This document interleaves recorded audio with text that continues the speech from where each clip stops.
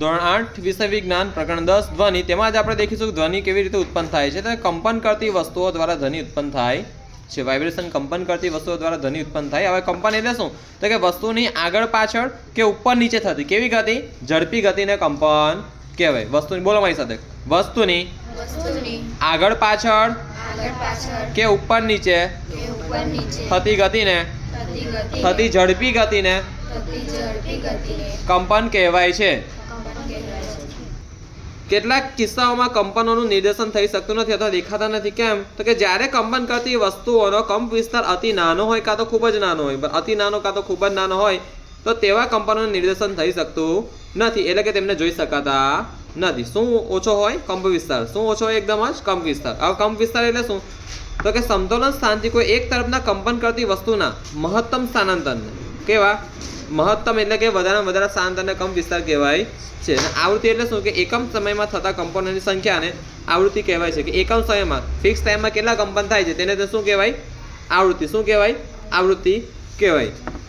સ્વરપેટી એટલે શું? તો કે મનુષ્યમાં શ્વાસ નળી આવેલી ને તમારા ગળાએ જે પેલો ઉપરનો ઉપસેલો ભાગ છે, છોકરાઓને ખાસ દેખાય, બરાબર? તો કે મનુષ્યમાં શ્વાસ નળીના ઉપરના છેડે આવેલ અવયવ જેમાંથી ધ્વનિ ઉત્પન્ન થાય છે તેને સ્વરપેટી કહેવાય છે. ગળાનો પેલો ઉપસેલો ભાગ છે ત્યાં આવેલી હોય છે સ્વરપેટી.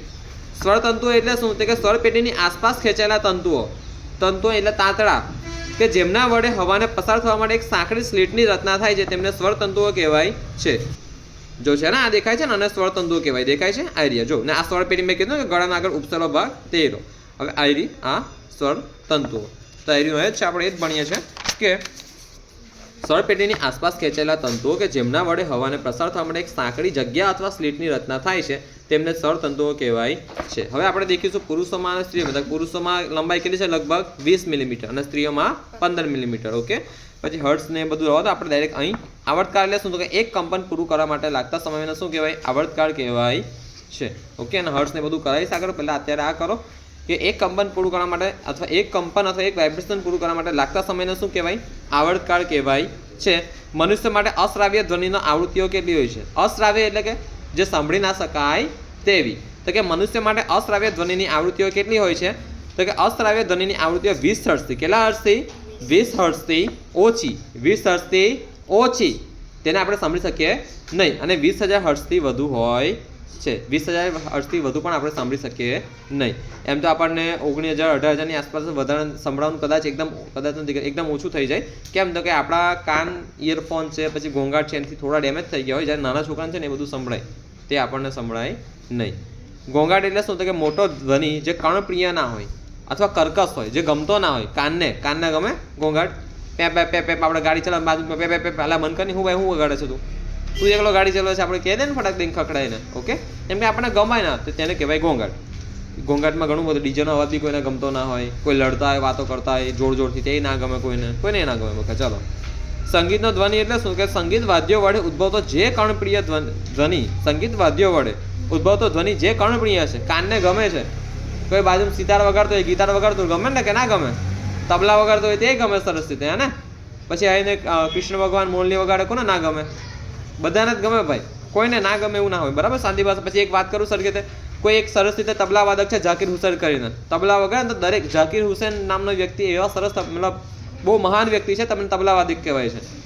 કોઈને ના ગમે એવું બને ના, બહુ સરસ છે. તમે એમના તબલા દેખજો, બહુ મહાન કલાકાર છે અને તબલામાં નંબર 1 કહેવાય આખી દુનિયામાં ઝાકીર હુસૈન. બહુ સરસ વ્યક્તિ છે. ચાલો, સંગીત વાદ્ય વડે ઉદ્ભવતો ધ્વનિ જે કર્ણપ્રિય છે તેને સંગીતનો ધ્વનિ કહેવાય છે, એટલે કાનને ગમે છે તેવો. પછી હવાનું પ્રદૂષણ એટલે શું? તો કે હવામાં અનિચ્છનીય વાયુ એટલે કે જે વાયુ આપણને ગમતા ના હોય તેવા અને કણોની હાજરી હવાનું પ્રદૂષણ કહેવાય. ઓકે, ધ્વનિનું પ્રદૂષણ એટલે શું? કે હવામાં અનિચ્છનીય ધ્વનિની હાજરીને ધ્વનિનું પ્રદૂષણ કહેવાય. હવે હવાનું પ્રદૂષણ અને ધ્વનિનું પ્રદૂષણની હાનિકારક અસરો ઓછી કરવા માટેના એક ઉપાય જણાવો. તો તમારે ખબર હોય ભાઈ, મેં આ ચલાવતી વખતે કીધું કે રસ્તાની બંને બાજુ વૃક્ષો વાવવા જોઈએ. આ કારણ મેં તમને પહેલાં જ વિડીયો બનાવીને મોકલો છે. હવે જો તમને કેવું અહીં આગળ તો કે જુદી જુદી ઇમારતો અને રસ્તાઓની આસપાસ શું વાવવા જોઈએ? વૃક્ષો વાવવા અને ઉછેરવા જોઈએ. કેમ? તો કે વૃક્ષો ધ્વનિનું શું કરે છે? શોષણ કરે છે. ઓકે, તારે તમારું અહીં લગીને થયું. આ બધું તમારે મોડે કરવાનું. અને ખાસ કહું છું, જો આ મેં રાઉન્ડ કર્યા છે ને તે જ તમારા ટેસ્ટમાં પૂછીશ. આ રાઉન્ડ કર્યા તે જ ખાસ મોડે કરજો. ઓકે, અને આ પણ આ હવાનું પ્રદૂષણ અને ધ્વનિનું પ્રદૂષણ પણ કરી દેજો, બરાબર છે.